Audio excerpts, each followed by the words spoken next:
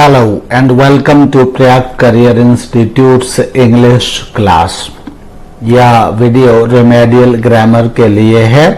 Remedial grammar में हम लोग ऑक्सिलरी वर्ब्स पढ़ रहे हैं एंड ऑक्सिलरी वर्ब्स में आज का टॉपिक है कैन और कुड और कैन एंड कुड। कैन और कुड का पहला रूल है, फर्स्ट रूल ऑफ कैन और कुड इज दैट कैन और कुड फॉर पावर, एबिलिटी और कैपेसिटी, यानी कि कैन और कुड का प्रयोग शक्ति दिखाने के लिए और योग्यता दिखाने के लिए अथवा क्षमता दिखाने के लिए प्रयोग किया जाता है। जब मैं ये कहता हूं कि मैं एक मुक्के में दीवार तोड़ सकता हूं तो यह मेरी ताकत है, पावर है। एंड मैं गणित पढ़ा सकता हूं या मैं मैथ्स पढ़ा सकता हूं या इंग्लिश पढ़ा सकता हूं तो यह क्या है, यह मेरी एबिलिटी है, योग्यता है मेरी। एंड कैपेसिटी, अगर हम कहते हैं एक बोतल में 4 लीटर पानी आ सकता है तो यह उस बोतल की क्षमता है, कैपेसिटी है। इसी तरह से अगर मैं कहता हूं एक कमरे में 20 विद्यार्थी बैठ सकते हैं तो यह 20 विद्यार्थी बैठना यह उस कमरे की क्षमता है या उस कमरे की कैपेसिटी है, ऐसा हम कह सकते हैं। एक हवाई जहाज 200 यात्रियों को लेकर उड़ सकता है तो उस जहाज की 200 यात्रियों को ले जाना, उड़ना, ये क्या है, उस जहाज की कैपेसिटी है, क्षमता है। इस तरह से हम कहते हैं। तो पावर, एबिलिटी और कैपेसिटी कहने के लिए, ये कहने के लिए कि जहाज इतने आदमियों को लेकर के उड़ सकता है या मैं फला फला काम कर सकता हूं एंड मेरे अंदर फला फला काम करने की ताकत है, क्षमता है या योग्यता है, ये कहने के लिए हम पावर, एबिलिटी और कैपेसिटी का यूज करते हैं। तो पावर, एबिलिटी और कैपेसिटी का को दर्शाने के लिए हम हमेशा कैन या कुड का यूज करते हैं। अगर मैंने कहा कि मैं एक मुक्के में दीवार गिरा सकता हूं तो यहां पर हम मे का यूज नहीं करेंगे, क्योंकि मे का यूज संदेह प्रकट करने के लिए किया जाता है, तो हम मे का यूज नहीं करेंगे बल्कि हम कैन का यूज करेंगे।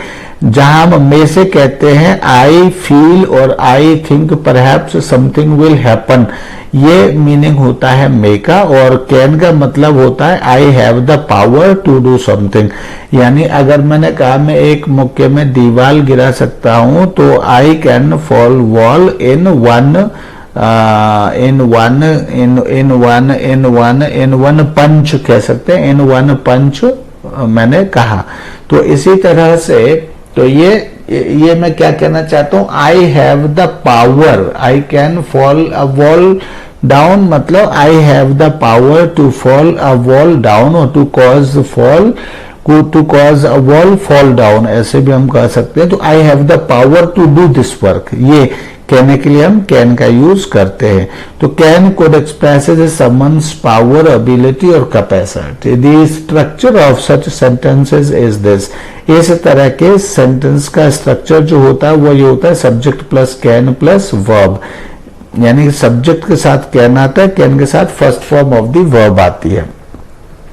ही कैन रीड, पहला आपका उदाहरण है he can read. He can read का मतलब है he has the power to read और he has the ability to read, यानी कि वह पढ़ने की क्षमता या पढ़ने की योग्यता रखता है, यानी उसको किताब दी जाए तो उसके अंदर पढ़ने की योग्यता है।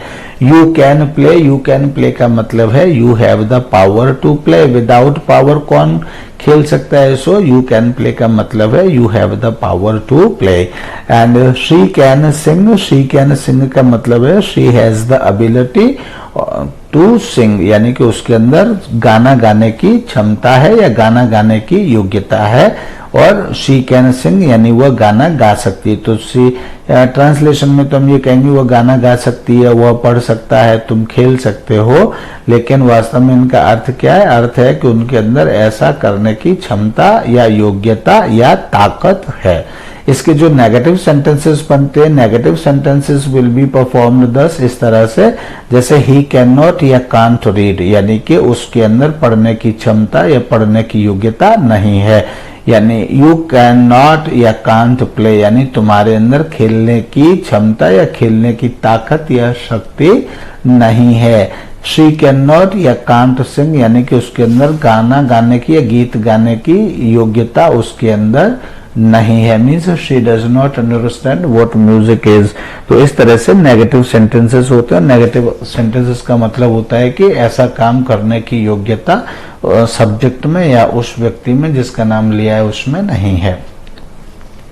Then third point is subject plus could plus verb in the present tense, यानी कुड जो होता है वो कैन का पास्ट टेंस होता है, लेकिन सब्जेक्ट के साथ कुड के साथ हमेशा first form of the verb आती है इन द प्रेजेंट टेंस। तो इसका मतलब क्या होता है, could is that past tense of can, could is pass, can का पास्ट टेंस होता है। It expresses the idea that someone had the power, ability or capacity in the past. It expresses the idea, यानी यह एक ऐसा idea express करता है जो यह कहता है that someone, यानी किसी व्यक्ति के पास had the power, उसके पास ताकत थी, ability योग्यता थी और capacity क्षमता थी in the past, यानी कि अतीत में या पास्ट टाइम में या बीते हुए समय में उसके पास किसी व्यक्ति के पास ताकत थी या योग्यता थी या क्षमता थी, ये कहने के लिए कुड का यूज किया जा सकता है या किया जाता है। जैसे अगर मैंने कहा ही कुड रीड का मतलब हो जाएगा ही वॉज, मतलब जो कुड है, कुड का इंग्लिश मीनिंग होता है वॉज एबल टू। तो ही कुड रीड अगर हम कहेंगे तो ही कुड रीड का मतलब हो जाएगा he was able to read. इसी तरह से यू कुड प्ले कहेंगे तो यू कुड प्ले का मतलब होता है you were able to read. And she could sing कहेंगे तो इसका मतलब हो जाएगा she was able to sing. इस तरह से ही कुड रीड का मतलब है वह गाना गा सका, एंड यू कुड प्ले का मतलब है तुम खेल सके, एंड शी कुड सिंग का मतलब है वह गाना मतलब गा सकी। शी कुड सिंग मतलब वह गा सकी, और इसी को ये कहेंगे कि उसके अंदर गाना गाने की क्षमता थी या गाना गाने की योग्यता थी। सही अर्थ इसका ये होगा। हम सका सकी सके कहते हैं, लेकिन सका सकी सके इसका सही अर्थ नहीं होता है। इंग्लिश में हम कहते हैं ही कुड रीड, मतलब he was able to read, he had the power to read. You could play मतलब you were able to play, यानी कि you had the power to play. And she could sing मतलब she was able to sing, means she was qualified to sing, और she had the ability to sing, ये मतलब could का हो जाता है। एंड इसका नेगेटिव फॉर्म होता है फोर्थ पॉइंट में। नेगेटिव जिस तरह से कैन का नेगेटिव होता है उसी तरह से कुड का भी नेगेटिव होता है। कुड का नेगेटिव मतलब ही कुड नॉट या कुडंट रीड, यानी वह पढ़ नहीं सका, means he was not able to read, और he did not have the power. चूंकि पास्ट हो गया तो he did not have the power to read, यानी उसके पास पढ़ने की क्षमता नहीं थी या पढ़ने की योग्यता नहीं थी, यानी पढ़ने का ज्ञान उसके पास नहीं था। यू कुड नॉट या कुडंट प्ले, यानी कि तुम्हारे पास you were not able to play, यानी कि you did not have the power to play, यानी तुम्हारे पास खेलने की शक्ति नहीं थी, यानी खेलने की योग्यता नहीं थी, यानी खेलने का ज्ञान और ताकत दोनों ही नहीं थे।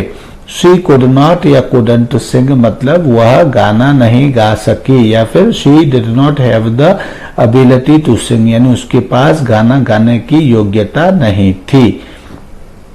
तो this is the negative of could हो जाएगा। And then we move to the next rule 2। इस रूल 2 में कैन और can not expresses the idea of possibility being और नॉट बीइंग देयर, मतलब कोई चीज वहां है या वहां नहीं है, या किसी जगह है या किसी जगह नहीं है, इसका आइडिया देने के लिए, इसकी संभावना बताने के लिए भी कैन और कैन नॉट का यूज किया जाता है। जैसे इट कैन रेन टुडे, मतलब पॉसिबिलिटी दिखाने के लिए कि आज बारिश होने की संभावना है, और it can not can't rain today, और इट कैन रेन टुडे आज बारिश हो सकती है, इट कैन नॉट आज बारिश बारिश नहीं हो सकती है, इट कांट रेन टुडे यानी आज बारिश नहीं हो सकती है। The idea of possibility being और नॉट बीइंग देयर, इसका आइडिया दिखाने के लिए कैन और कैन नॉट का यूज किया जाता है। He can win the prize यानी उसके अंदर प्राइज जीतने की क्षमता है, वह प्राइज जीत सकता है। And he can not win the prize यानी कि उसके अंदर प्राइज जीतने की क्षमता, योग्यता या ताकत या उम्मीद नहीं है।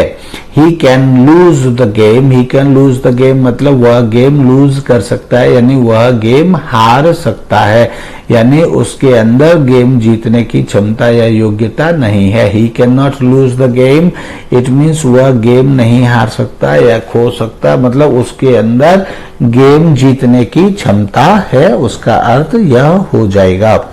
Rule 3 can could, can could का अब क्या यूज है देखिए, कैन और could are also used for taking और गिविंग परमिशन लाइक मे और माइट, यानी जिस तरह से मे और माइट का प्रयोग परमिशंस यानी कि आज्ञा लेने देने में या परमिशन लेने देने में किया जाता है, उसी तरह से कैन और कुड का भी परमिशन लेने देने में यूज किया जा सकता है। इन अमेरिकन इंग्लिश कैन और could are more popular, can और कुड अमेरिकन इंग्लिश में ज्यादा पॉपुलर है मे और उसकी तुलना में। Can I go now, can I go now means am I permitted to go now, यानी क्या मुझे जाने देने की अब आज्ञा है। यस यू कैन गो, हाँ अब तुम जा सकते हो। No you can not go, नहीं अभी तुम नहीं जा सकते हो। यानी जिस तरह से मे से हम परमिशन लेते और देते हैं, उसी तरह से कैन और कुड से भी हम परमिशन ले और दे सकते हैं। यहाँ पर कुड का जो यूज होता है, कुड से जब हम कोई परमिशन मांगते हैं तो वो बहुत ही मतलब जैसे माइट से जिस तरह से परमिशन मांगते हैं उसी तरह से कुड से मांगते हैं। यानी माइट से कोई परमिशन मांगते समय जैसे हमारे मन में हेजिटेशन जैसी स्थिति होती है, वैसे ही कुड से परमिशन मांगते समय हमारे मन में हेजिटेशन जैसी स्थिति होती है।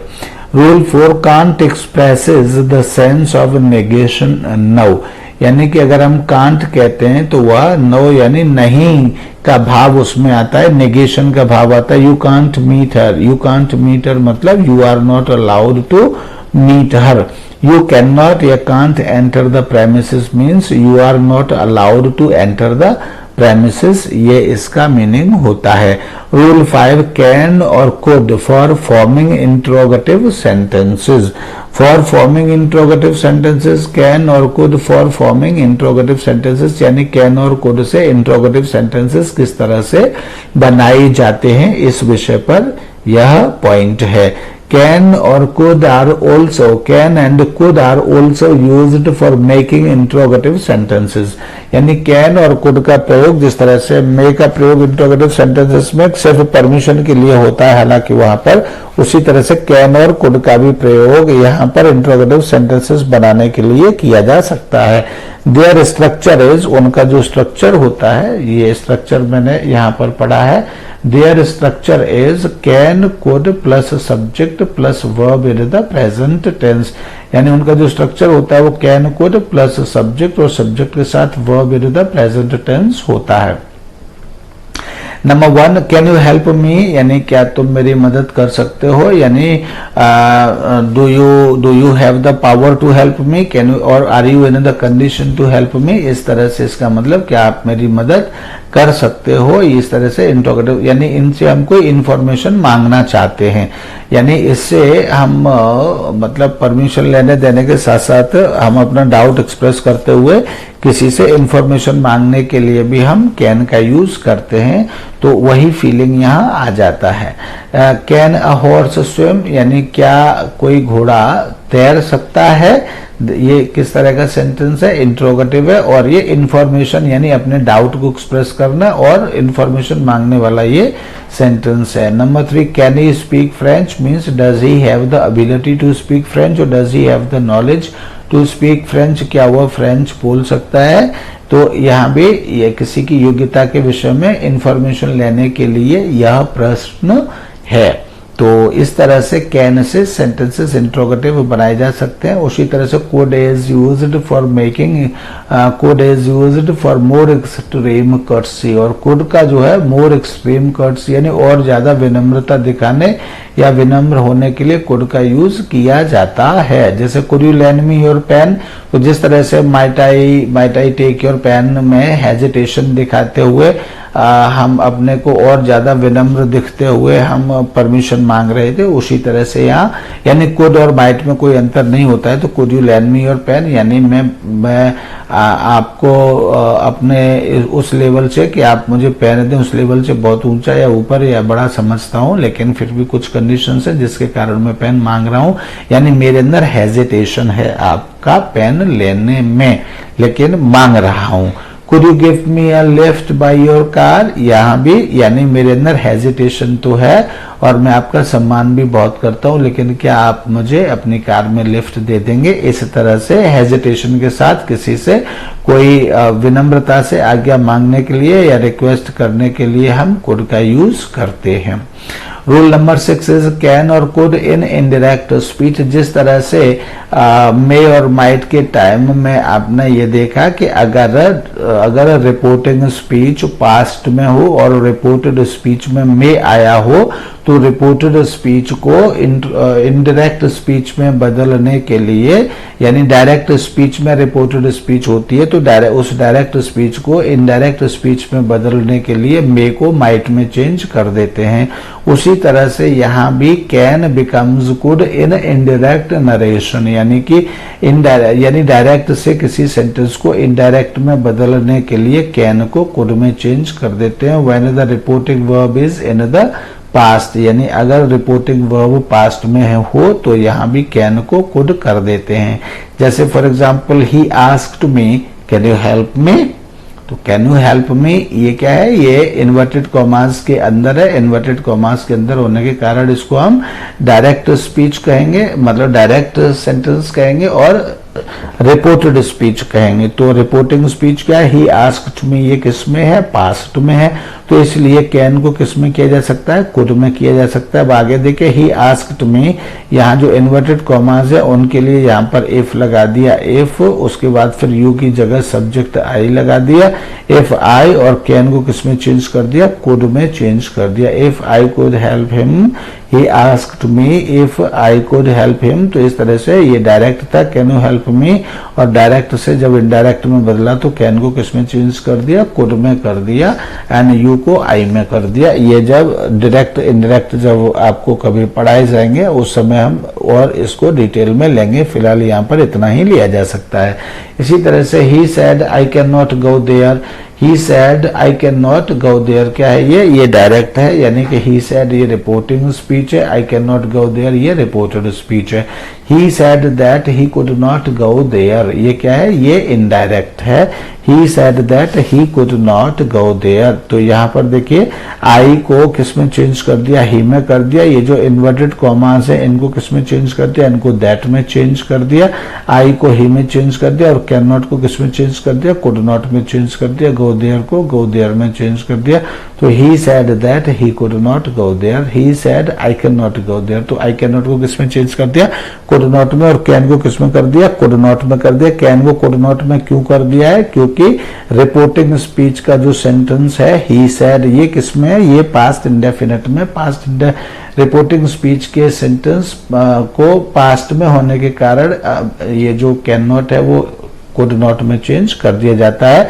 ये सेंटेंस डायरेक्ट है, इन्वर्टेड कॉमास के अंदर ये सेंटेंस डायरेक्ट है, और दैट से लेकर के मतलब ही से लेकर के लास्ट तक ये सेंटेंस इनडायरेक्ट है। यानी जब किसी सेंटेंस को डायरेक्ट से इनडायरेक्ट में बनाते हैं तब कैन नॉट को कुड नॉट में चेंज कर देते हैं, वो भी तब जब रिपोर्टिंग स्पीच का सेंटेंस पास्ट में हो तो। And now this is the another thing that rule 7, और रूल 7 क्या है, can have plus past participle. जिस तरह से may have plus past participle था और may have plus past participle में यह था कि शायद वो खाना खा चुका हो, यानी मुझे पता नहीं है, लेकिन मेरा अनुमान है कि शायद वह खाना खा चुका है, लेकिन फिर भी मुझे पता नहीं है। तब हम कहते हैं शायद वह खाना खा चुका हो। तो इसी तरह से इसी बात को हम कहते हैं कि इसी बात को हम कैन हैव के साथ भी और पास्ट पार्टिसिपल यानी can have plus third form के साथ भी कहते हैं। एक बार इसका इंस्ट्रक्शंस देख लीजिए जो लिखा हुआ है, this structure expressions the idea. तो दिस स्ट्रक्चर एक्सप्रेशंस की जगह हमें लिखना चाहिए एक्सप्रेसेस।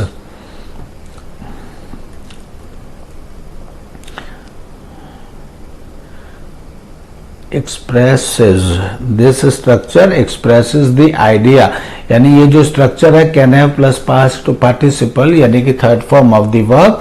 तो यह स्ट्रक्चर क्या दिखाता है? यह स्ट्रक्चर एक ऐसे आइडिया को दिखाता है, आइडिया ऑफ पॉसिबिलिटी, यानी ये पॉसिबिलिटी के आइडिया को दिखाता है, और अनसर्टनली और अनसर्टनिटी के आइडिया को दिखाता है। ये अनसर्टनिटी के आइडिया को TAINTY अनसर्टनिटी के आइडिया को यानी अनिश्चितता के आइडिया को दिखाता है। About an action to have been done in the past, कोई पास्ट में कोई एक्शन हो जाना था उसकी अनसर्टनिटी के विषय में बताता है, यानी कि हो जाना था लेकिन हुआ कि नहीं हुआ पता नहीं चला। Can have has the same sense as may have, जैसा कि मैंने बताया कि कैन हैव का वही मीनिंग या सेंस होता है जो मे हैव का होता है। Its structure is subject plus can have plus past participle, और इसका स्ट्रक्चर क्या है? स्ट्रक्चर है subject plus can have plus third form of the verb, यानी कि इसका जो अर्थ है subject plus can have plus third form of the verb का जो अर्थ है वो क्या है? ठीक वही है जो may have plus third form का है। May have plus third form का मीनिंग मैंने बताया था, शायद वह खाना खा चुका हो, शायद वह सो चुका हो, शायद वह पढ़ चुका हो, शायद वह भाग चुका हो। यह मैंने सेंस या मीनिंग उसका बताया था। इसमें हम ये कहते हैं कि मुझे लगता है कि शायद वह खाना खा चुका है, लेकिन मुझे पक्का नहीं पता है कि वह खाना खा चुका है या नहीं खा चुका है। तब हम कहते हैं he can have eaten food, he may have eaten food. तो इसी तरह से he can have reached by now, यानी कि शायद वह पहुंच चुका हो। जिस तरह से he may have reached by now, यानी कि शायद वह पहुंच चुका हो, उसी तरह से कहते हैं कि शायद वह ही can have reached by now, यानी शायद वह पहुंच चुका हो। यानी मेरा अनुमान है कि वह पहुंच चुका है, लेकिन फिर भी मैं कंफर्म नहीं हूं कि वह पहुंच चुका है या नहीं पहुंच चुका है। He may have reached by now has also the same meaning, जैसा कि मैंने अभी आपको बताया। He can have heard the news, he can have heard the news मतलब शायद वह न्यूज या समाचार सुन चुका हो। He can have sold the horse, he can have sold the horse means शायद वह अपना घोड़ा बेच चुका हो। He can have sold the horse means शायद वह अपना घोड़ा बेच चुका हो, यानी मुझे लगता है कि वो अपना घोड़ा बेच चुका है, लेकिन फिर भी मुझे पक्का पता नहीं है कि वह बेच चुका है कि नहीं, इसलिए हम कहते हैं शायद वह अपना घोड़ा बेच चुका हो। नाउ रूल इज 8 रूल में could plus have plus past participle, यानी कि could plus have plus third form of the verb. इस have plus third form of the verb या हैव प्लस पास्ट पार्टिसिपल को ही हम परफेक्ट इन्फिनेटिव भी कहते हैं, लेकिन यह बेयर इन्फिनेटिव होता है। इन्फिनेटिव हमेशा टू के साथ होता है, लेकिन बेयर इन्फिनेटिव में टू हटा दिया जाता है, तो इसलिए could have plus past participle के साथ मतलब का मीनिंग क्या होता है? देखिए, sentence of this structure sentences of this structure show that someone or something had the power or ability to do a certain work but still he could not do it।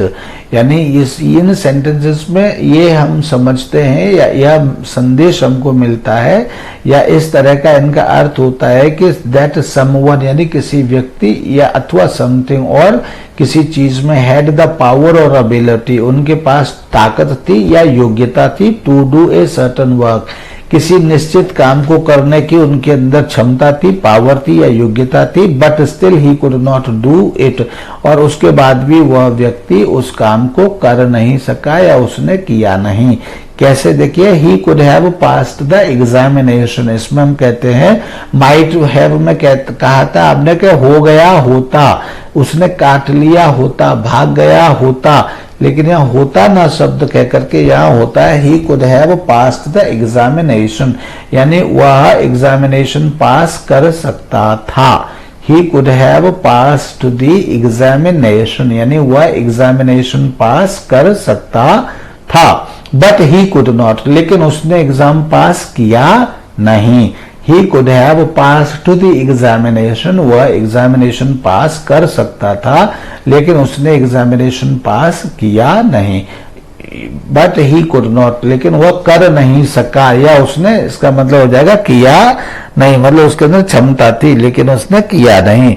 You could have reached in time, यानी तुम समय से पहुंच सकते थे, यानी तुम्हारे अंदर या तुम्हारे पास समय से पहुंचने की क्षमता, योग्यता, वो सब कुछ था।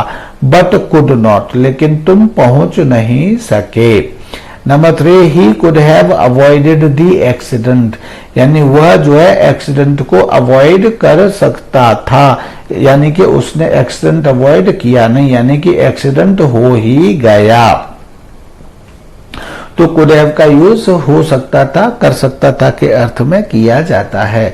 Rule number 9, can in the negative sense, यानी can is used in negative as can not और interrogative sentences, but may is used in affirmative sentences only, यानी कि कैन का यूज तो नेगेटिव सेंटेंसेस और इंट्रोगेटिव सेंटेंसेस में हो सकता है, लेकिन मे का यूज नेगेटिव और इंट्रोगेटिव सेंटेंसेस में नहीं होता है। मे का यूज सिर्फ अफर्मेटिव सेंटेंसेस में ही होता है। जैसे कैन ही कम, तो मे ही कम नहीं कह सकते, ये कैसा हो जाएगा, ये गलत, रॉन्ग हो जाएगा। No he can not come ऐसे हो जाएगा ये सेंटेंस, लेकिन इसकी जगह मे नॉट कम, मतलब no he may not come ऐसे नहीं कह सकते, ये सेंटेंस भी गलत हो जाएगा।